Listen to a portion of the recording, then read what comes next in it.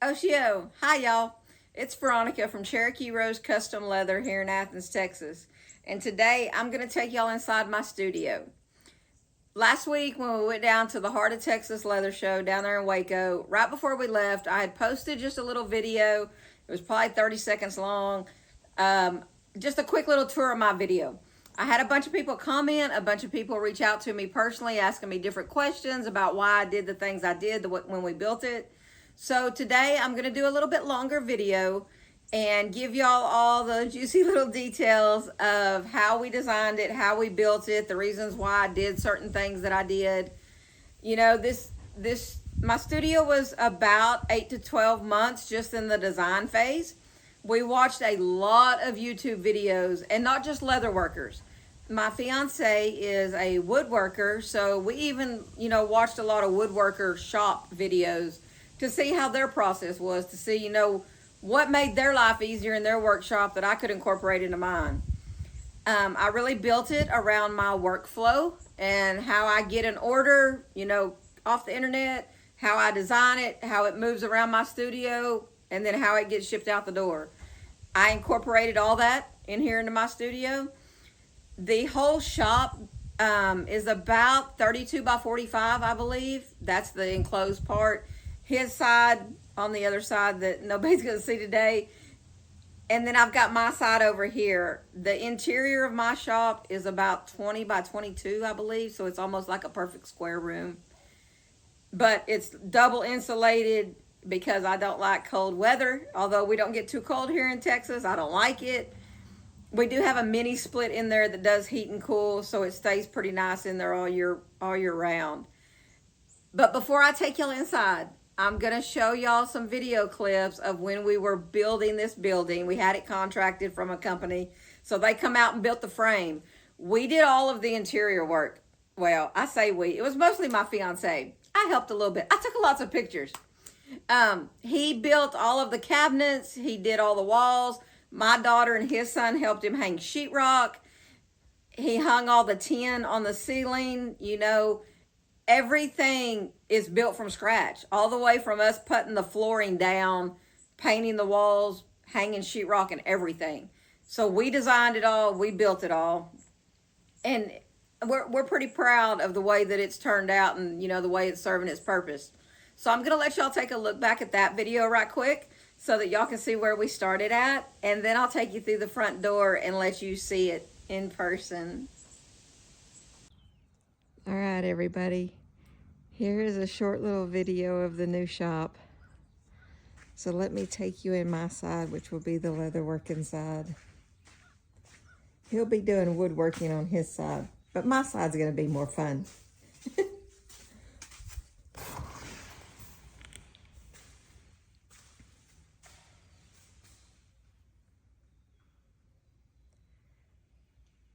We're gonna frame this in, and that big area back there with the roll-up door, that will be my daughter's tack room. And then we're gonna have a bathroom back there, and the door goes into his side of the shop. And then in here, this area will be where we have the laser, and this will be the shipping area. And then over here on this side, when you come through the door, this area will be where my computer desk is at, and my tooling bench will be right here. And then along this side will be where I dye all the leather and paint everything out. And then we're gonna have a drying rack back here. And then right here, I'll have my sewing machine. And he's building me this big table here in the center where I can lay out hides to cut them. It'll be 4 foot by 6 foot. And underneath it all, there will have big tubes so I can store the hides of leather. But yeah, so stay tuned as we start building out the inside here. All right, y'all, I hope that you enjoyed how we built it and a little bit of the construction pictures. I'm gonna take y'all inside now and let you look around.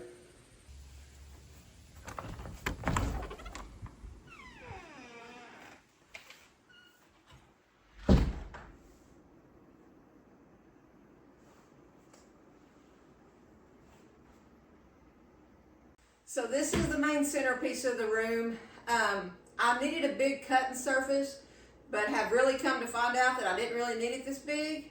It is a 4 foot by 8 foot sheet of plywood.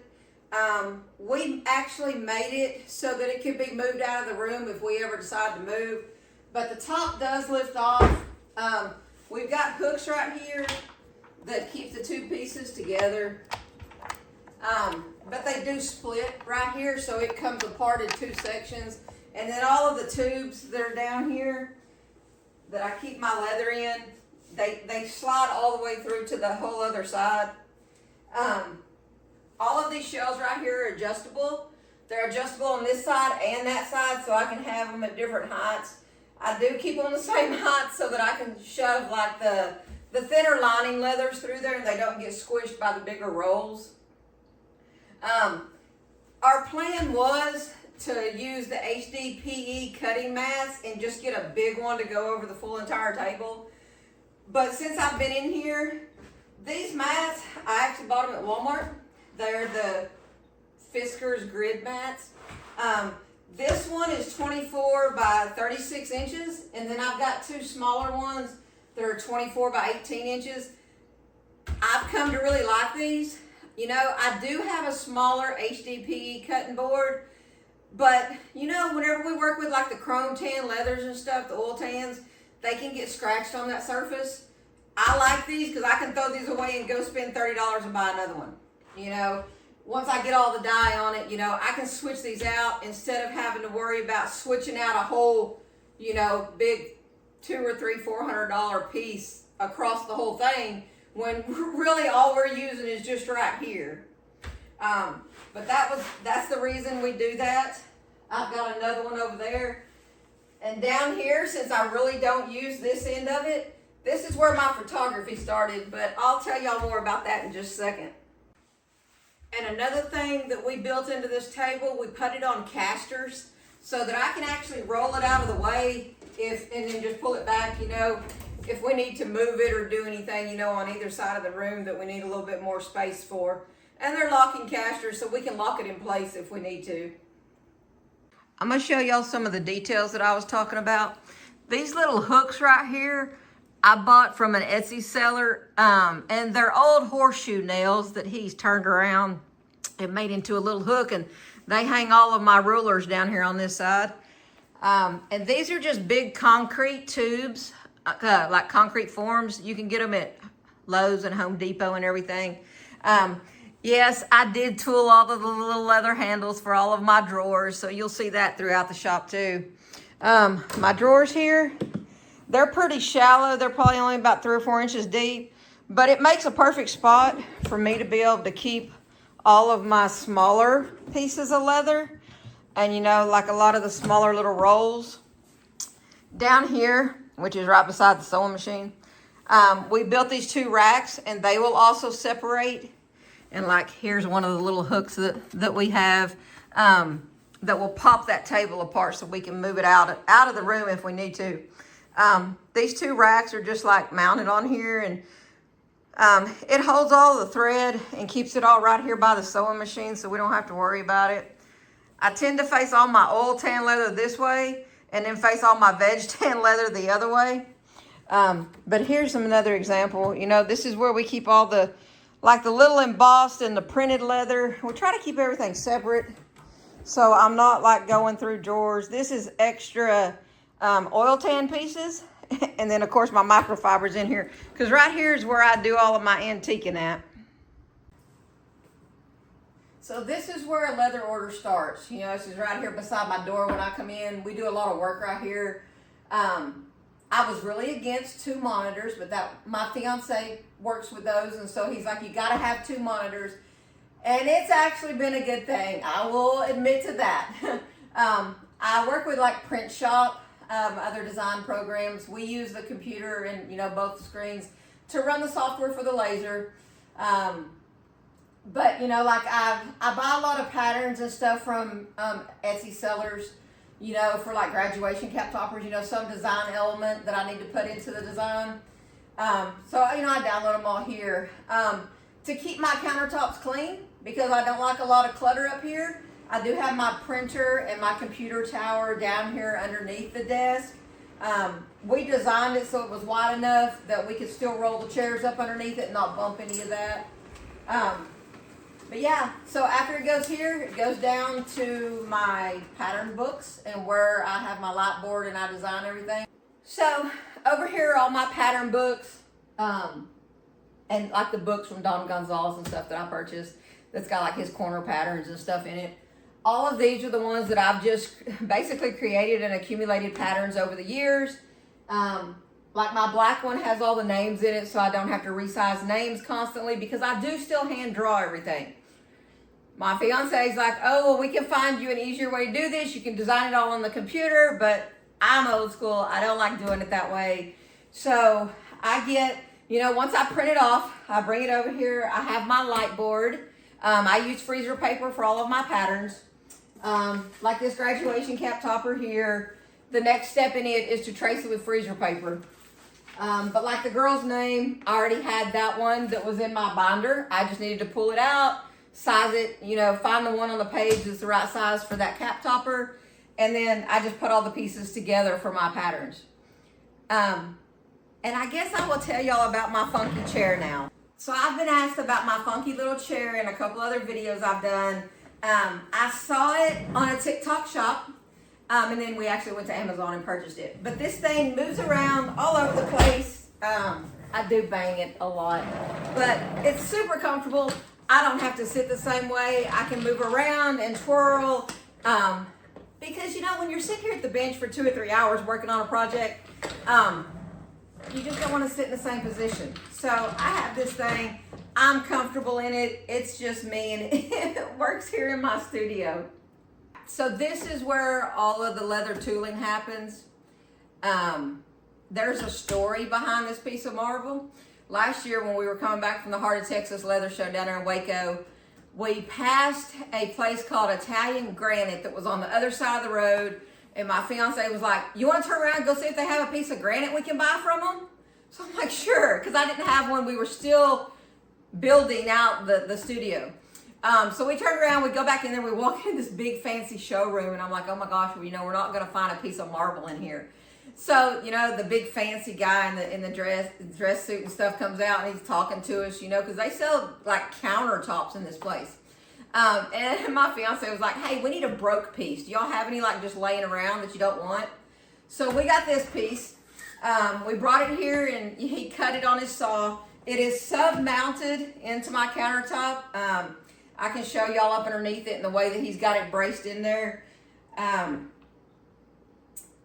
But it is 32 by 16. And I have forever worked on the little 12-inch by 12-inch stone, that you buy at Tandy. I've had that thing, oh gosh, probably 20 years now.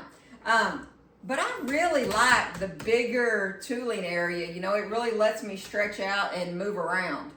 I have this little thing here because I have to video everything that I make now. So I get these on Amazon. I have another one over there where I antique at.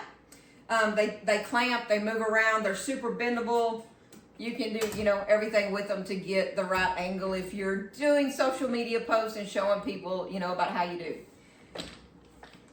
So with my tool rack, I do have my huge big one in the back that literally holds everything.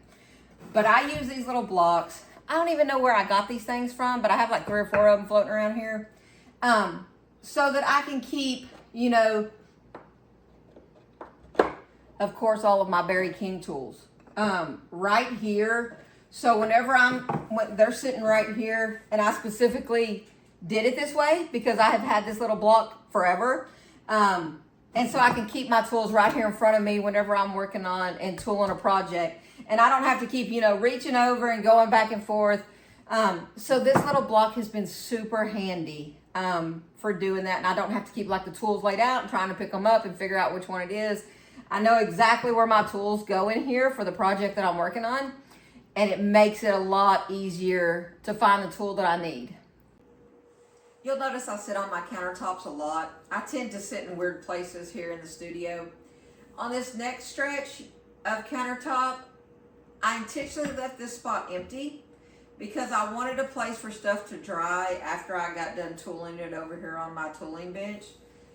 And that way I can just keep the workflow going and keep moving projects through stages without having to pick up something and move it so I can put something else in its place. And you'll notice these are my fiance's bags that he's been making lately. We don't really have a place to put them yet so that they're out of the way. So they're sitting here where they're okay. And I also have my little dragon that holds my Alexa. So the next stage that they'll move on to is my painting and my dyeing area. So this is the next step in my order process. Once everything is sat over there and dried completely, it moves over here. And this is my paint and dye wall. It is 72 inches wide by 42.5 inches tall. It is actually mounted to the wall, so it doesn't have any legs holding it up underneath here, because I wanted to get these little gray cubbies and put underneath here because they hold like the daubers and my dye reducer and everything underneath there. It is 4 inches deep, so it will hold 2 bottles of the regular, what is that, the 4-ounce dye bottles. It'll hold 2 of those deep, and then usually about 3 bottles of the paint.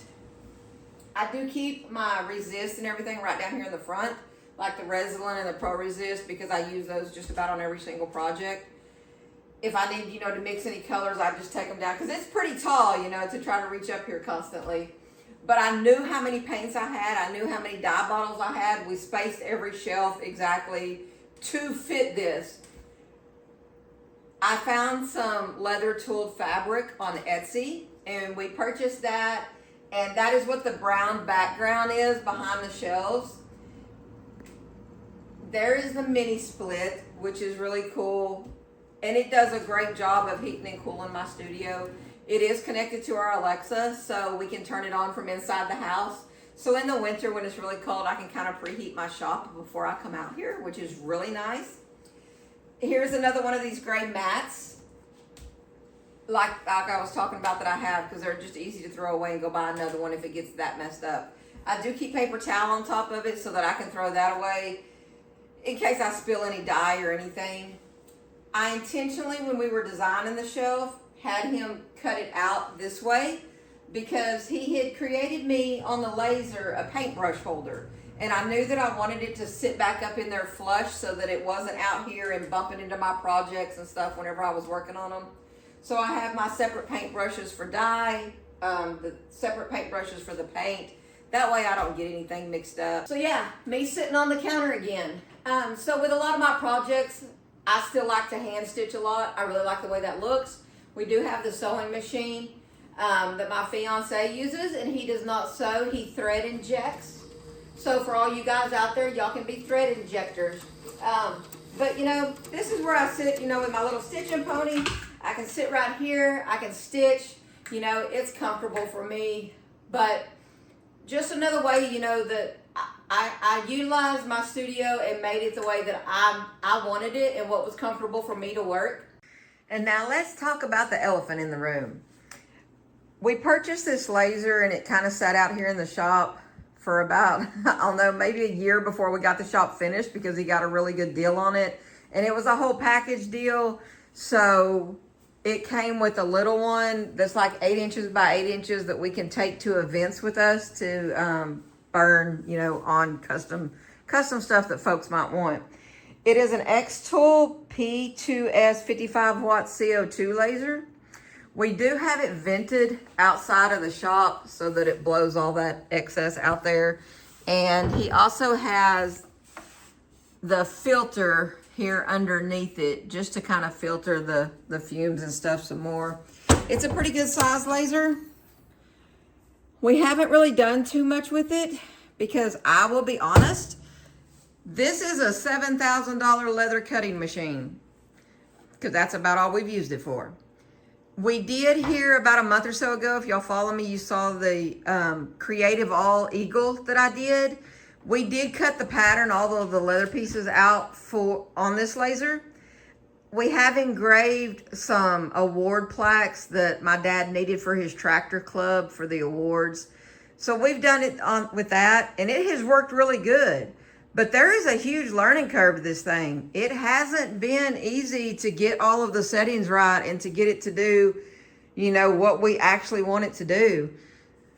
So the more that we learn about it, y'all will see that turn up, in my leather work as it cuts patterns. And, we're hoping to get it to where it can just kind of streamline some of my processes. But yeah, that's definitely a work in progress. So this is where my photography started. This is an old palette that we had sitting outside because I really liked the rustic background of it. And I always took my pictures outside. But then I got to where, it was rainy days or it was too sunny and I couldn't get a good photo shoot going. So I pulled it apart, brought it in here. It sits on the end of my cutting table. And what I was doing was just, setting this up and then going above my product and snapping the photo. But then I started making a couple products that needed to stand up, and I could not figure out how to get a decent background. So y'all remember right over here where I sit to stitch? Well, this is also doubled now as my photography booth. And I'm going to show y'all how I set that up. So yes, this is my current photography setup. Let me see if I can get a bigger shot on it here. That's how it looks. But whenever I come in here, I can zoom in and focus, just on it. And then, on my product, and then go ahead and crop it. These are just foam boards from Walmart, just regular standard foam boards. I painted that one, used a couple different colors. I keep them stored down here, which is where my second one is at for other colors. And it's just, I painted all that. I just did it with some sponges and some spray paint. I do have my little cubbies here. It's got some acorns in there, other little pieces of wood, some little slate coasters. And that is what I use, for holding different products up. Little black block of wood there. But yeah, I get the natural light that's coming in. And it's really elevated my product photography. But, like you saw earlier, that was an empty counter space. That tote that's right there, it actually lives right up underneath there, so it's out of the way. And then my boards, my pallet boards, move back over to my cutting table. So they're out of the way too. We put stuff on them. We use them all the time. And on around here, something that I am really happy about. Because a girl's got to have snackies. So I purchased this little wooden rack off of Amazon, and that's where I keep all of my snacks. This is actually a refrigerator, a little small one that we put that same fabric on. And these are all of the stickers that I collect, from going to the trade shows and what I get in orders and everything. But what I really wanted to show y'all in this section right here are my acrylic templates. And I'm gonna talk to y'all about how I hang these up here, because this is a really great organizational idea that I have a lot of people ask about because they really don't know how to hang their templates. And then of course I have more storage up there on top because that was really important for me. Okay, so this is the way that I hang and organize my acrylic templates. I have them from smallest to biggest. But these are like pant and skirt hangers that you can get off of Amazon. These are usually the bags that the templates come in. And these clips on here, they slide back and forth. So you can size them to whatever, bag size that you need. So I can hang my little ones, and I can hang, the bigger templates. It's the same one. You just slide down the clips on them.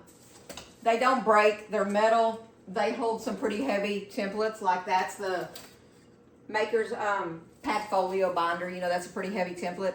And then they hold, the floppy little acrylic ones too, which are more lightweight. But this really organizes all of these and keeps them all in the same place where I can find them, and keeps them like from piling up in drawers and stuff. And of course, snacks. And right down over here, we also made a little hidey hole for the Roomba to go into after he vacuums at night. So right here, starting down this wall, we are going to have a 20-ton floor press right here. It's so that we can start using dies and, click out like knife sheaths and stuff to help up with increased production a little bit. We are going to run it up the lines up and over into his side of the shop so that we can connect into the air compressor so that we don't have to manually click out all of that. This is my hardware station, but since he is getting more into bag making and making totes, we're going to hang another hardware cabinet right here along with all of the dies.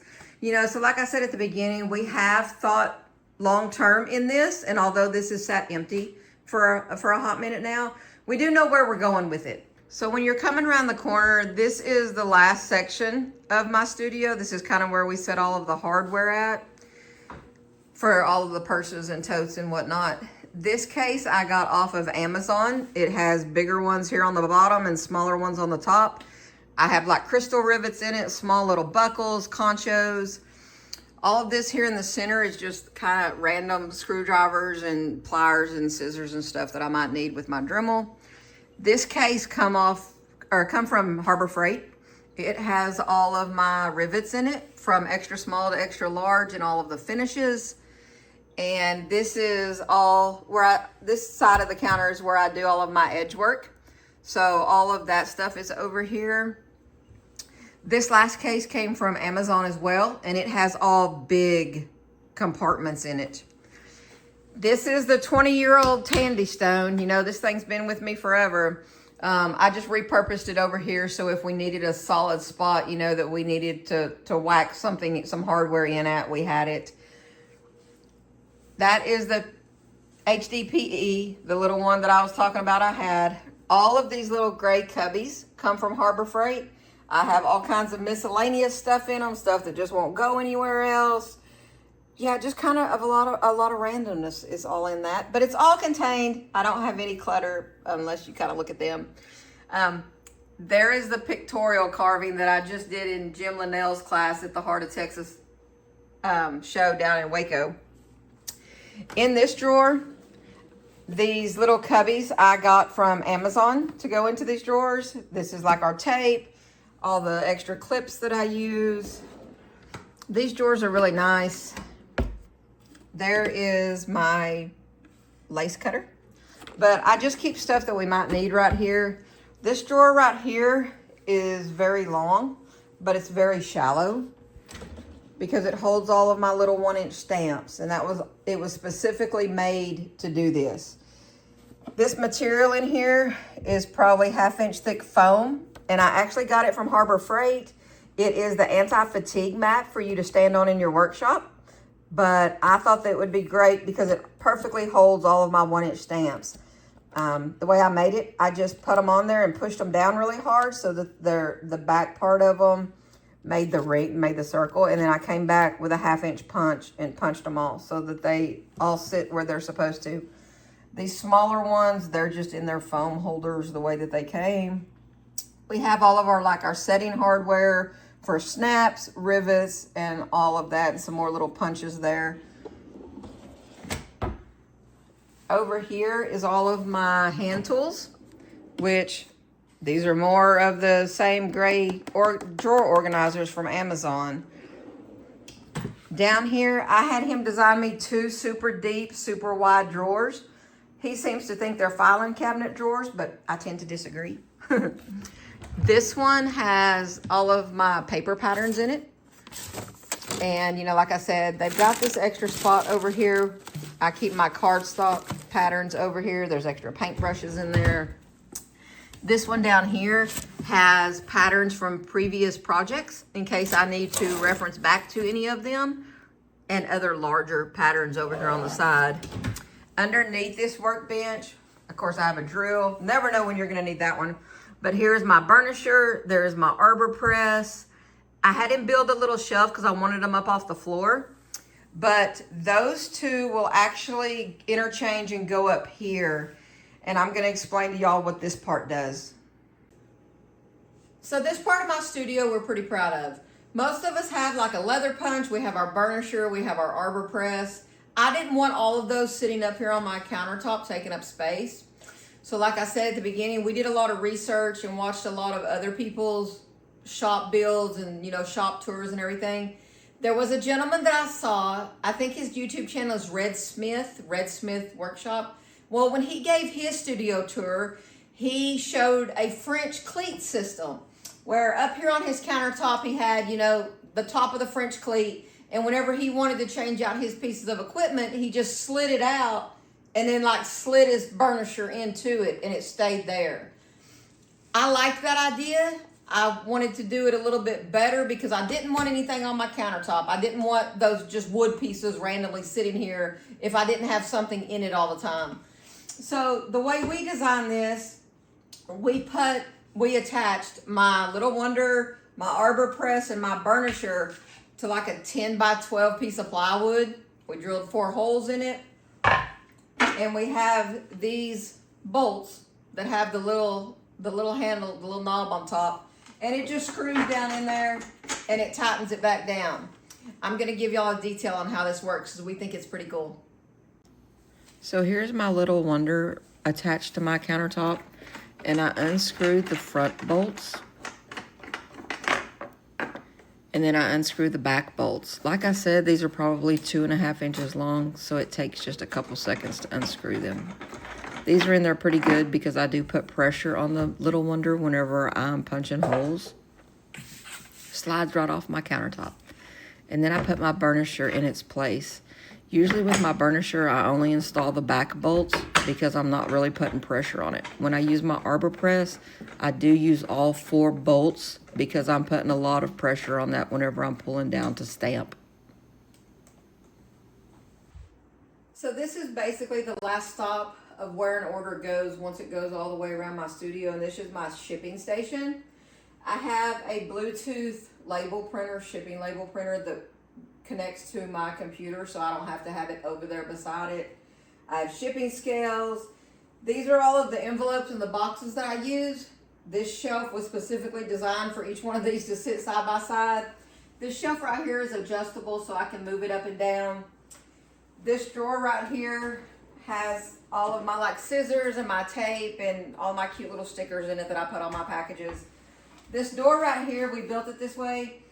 This is all of my packing paper that I use. We're gonna put a chain on here so it doesn't fall all the way to the floor. But I use a lot of, like when we get Amazon orders in, when I get other orders in, you know, there's always excess packing paper. And so I bring it down here to the shop, I reuse it, it goes back out with my orders, and I do reuse boxes. You know, when we get Amazon boxes in, if, you know, some small little ones, most of my stuff that I ship is in envelopes. Probably 75% of everything I ship is in an envelope. But it's just my way of reusing what we get, you know, so that we don't have that much, you know, that we throw away as far as cardboard and packing papers and stuff. And my countertops that are in here, they are actually a Formica. They have really cool colors in them. It looks like copper turquoise with the brown matrix that you usually find in turquoise stones. It's from a company called Wilson Art, and it is called Time Worn Copper. And it just looks really neat. I didn't want the traditional marble countertops. I didn't think that was going to fit my personality really well. So we decided to go with this. And also another nice little detail that I made it mine because I really like rustic is my ceiling. Yes, that is old barn tin. And we cut it all to fit so that it's all, you know, different lengths and everything. But that just adds a really nice rustic touch. We were so worried we were going to get tetanus while we were hanging this. While we're up here, I want to tell y'all about the lighting that I have. They are 8-foot long, 100-watt LED strips. They do all just snap together and connect. But like right here, you can see, I got up there and painted that so that it really blended in with the rustic and you really couldn't see where all the wires were at. But we do have it individually wired. So I can turn off the perimeter lights. And then I can also turn off the cutting table lights. The only thing I will say with these lights is that you might notice in some of these videos, there's like a rolling, like a dark halo that moves down. We didn't even plan for that when we put these lights up. They're super bright and we really love them. And well, I just kind of deal with that. Well, I hope everybody enjoyed the extended version of my little studio tour here, and I hope that it really inspired a lot of you to really think about the way that you want to design your setup. I hope it gave a lot of good tips and tricks on the way that we did things. But if you have any questions or you want to know, more in depth about the way we did it, why I decided to do it that way, just leave a comment down below the YouTube video here. Or, you can message me on any of the social platforms. I'm Cherokee Rose Custom Leather across all socials. And I'm happy to, answer questions or create a little video, which usually explains things better. When we were building this, storage was very, very important. I have worked in smaller spaces, so way back then I got very creative with storage. So I really brought a lot of that into, although I have a bigger space, we built a lot of storage into it.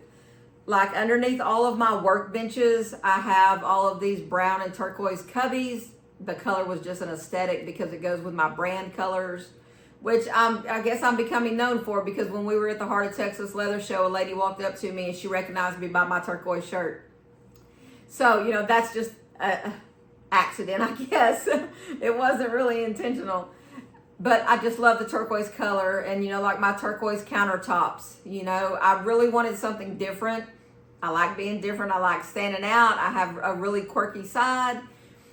And I really brought that into my space. And I want to encourage people to do that.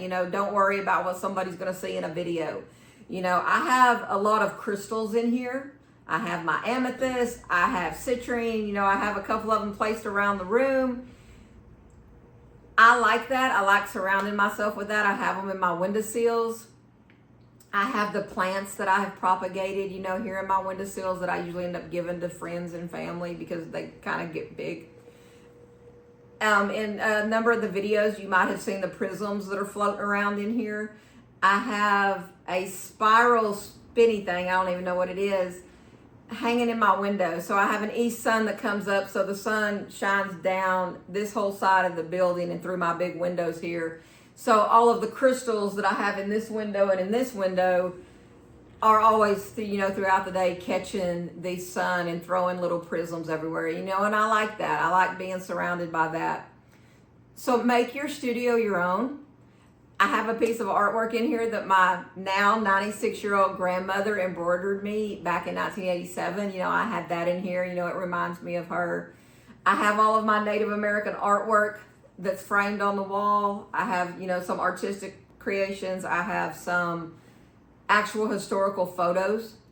There's a lot of deer hide in here. I have my big dream catcher that I created out of deer hide, and the one back here that my son made with porcupine quills. So there's a lot in here that just is me.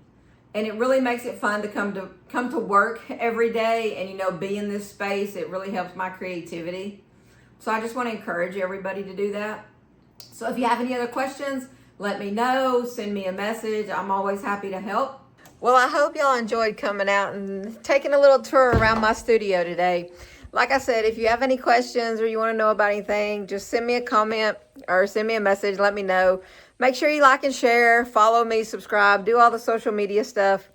Just once again, thanks for watching this. Wado.